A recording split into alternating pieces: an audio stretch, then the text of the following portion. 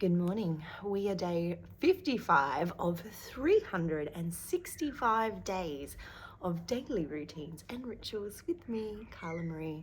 So we're going to start the morning off with our Luminous Humanist book by Kelly. And we are the 24th of February, Tuesday today. If you ain't happy, ain't nobody happy. I like it. Honor yourself as if you were the star of the movie of your life by quickly responding to your needs, wants, and desires. Eat when hungry, sleep when tired, go where you feel inspired to go, and dance in the sweet spot of your inner pleasure principle. Know that if you want to get your needs taken seriously by your partner, co-workers, friends, or family members, that you must first take them seriously yourself. In order to be the light of my life, I make my needs a priority. Now, while I was sitting here this morning, I didn't jump straight on because our family are all awake and doing the things, right? So I waited for a quiet moment. And while I was sitting here, I'm literally sitting in front of my bookcase, and on my bookshelf is this little book called The Things You Can See Only When You Slow Down. So it's a really cool little book. I don't even know where it came from, but I flicked it open to a really cool page, and it is The Journey of Forgiveness. And I feel like we need to hear this today.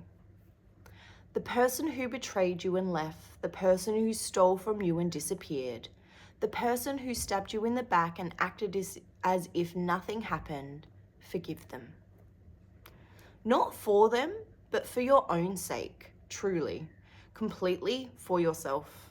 Not because they deserve your forgiveness, but because they are only human. Forgive them.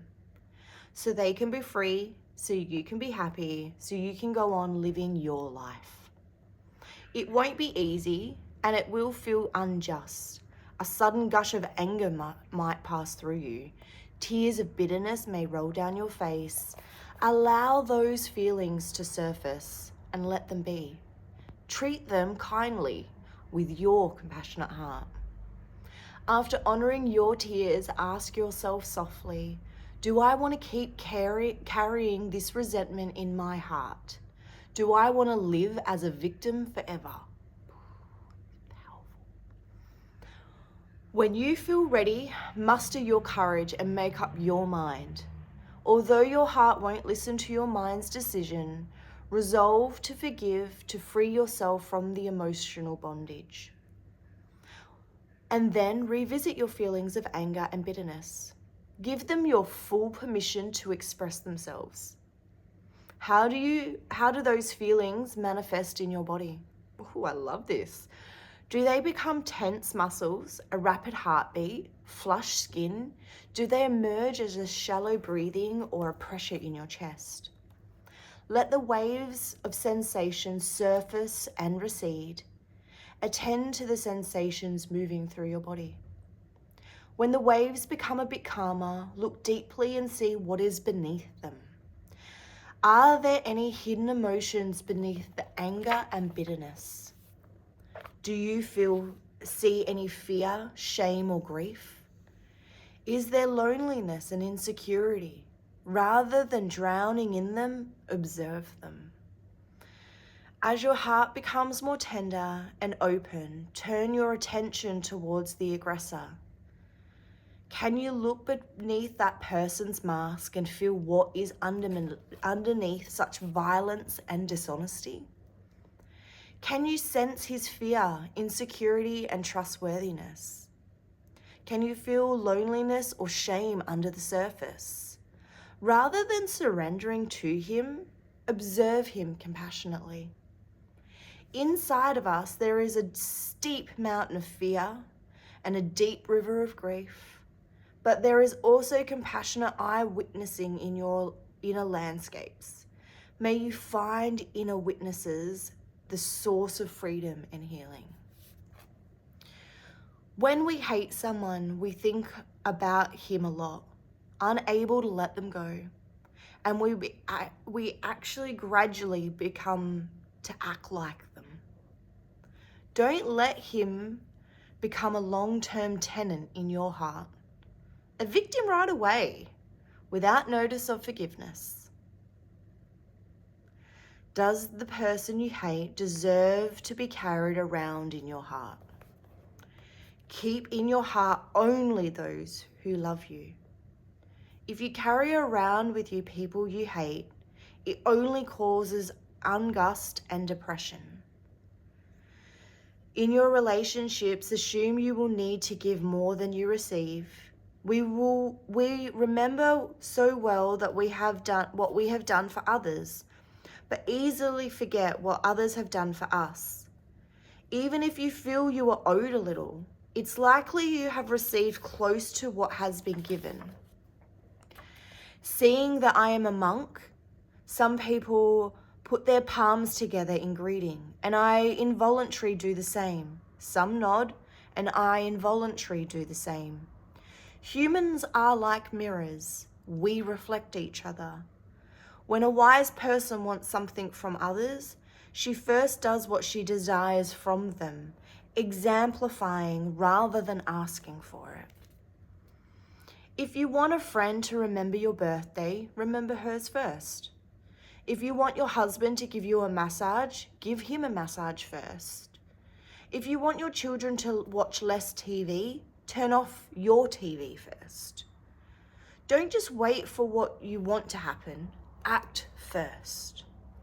A wise man ducks his head when someone swings at him. If he swings back just because he was swung at, will he be seen as the aggressor and fail to win people's hearts? Although it may seem unjust, refraining from reacting out of anger shows true character.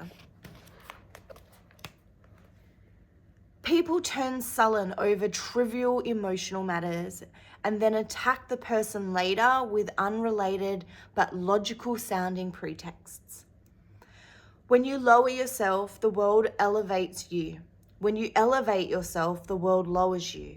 When you arrive at the peak of enlightenment, you will understand your peak is the same height as your neighbor's. And at the peak, you see everyone's holiness. When you keep clashing with someone, it may be the world's way of asking you to look closely at yourself. And when you don't like someone, try figuring out what it is that you don't like. So whether you have a similar flaw within yourself, the flaw that you immediately notice is someone that you meet is probably a flaw of yours too. If you don't have it, you probably wouldn't have noticed it so quickly. No one is inherently good or bad.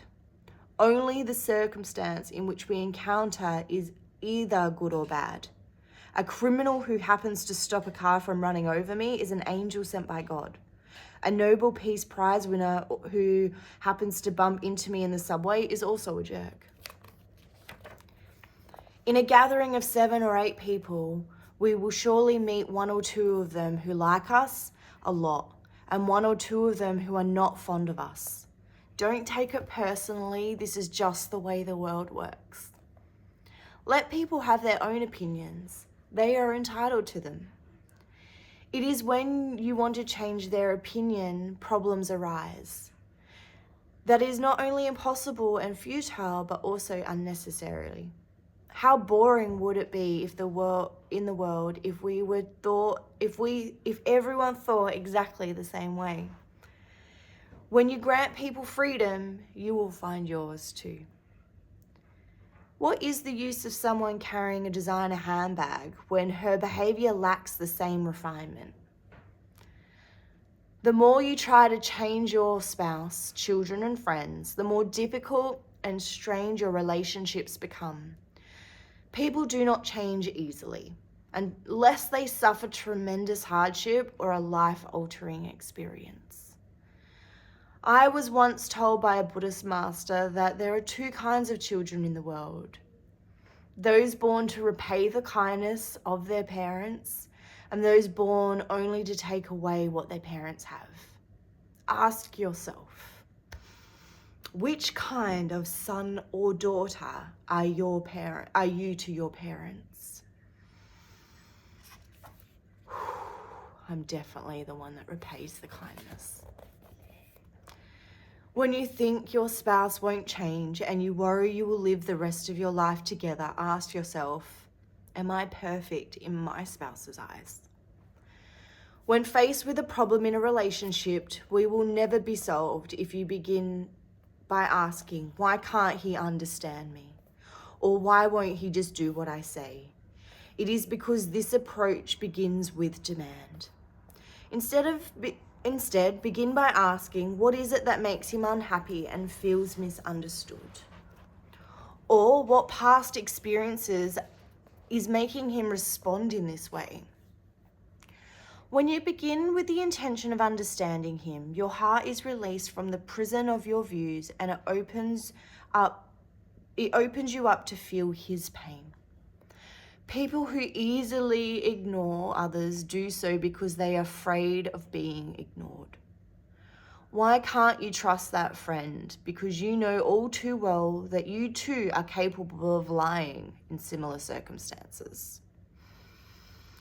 What makes us truly happy is meeting someone who accepts us for who we are, even if we are successful, even when we can still even if we still feel inadequate and insecure, and even if we're made to believe that something is wrong with us. According to some psychologists, happiness can be assessed with two simple questions. First, do you find meaning in your work? Second, do you have good relationships with those around you? Are you lonely because you're alone? According to the Talmud, every blade of grass has an angel who protects it. The angels whispering to each blade, grow, grow. Even if the blade of grass has an angel, wouldn't each of us as well? If you feel lonely, think of the angel on your shoulder and be grateful that you are cared for. A mosquito has been in a room for the last 2 days and it still hasn't bitten me. Okay, let's live together. We must share some karmic affinity. We live amongst countless relations, families, friends, colleagues, neighbors, etc. Life is good when those relationships are good. Being happy by yourself doesn't last long. For spiritual practitioners, relationships are the final tests. Even if you have awakened to your enlightened nature, there is still further to go on your spiritual journey if you are not living harmoniously with others.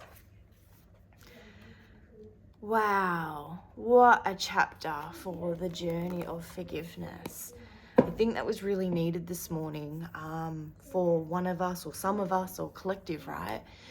And it is reminding us that when we are in these positions of feeling some sort of lack, that we fill up our own cups first. We can't give if we are from that empty space. I'm going to leave this one here this morning, post this one on the main page because I think this was something that we all needed to hear.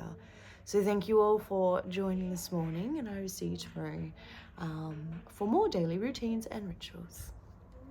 Have a blessed and beautiful day.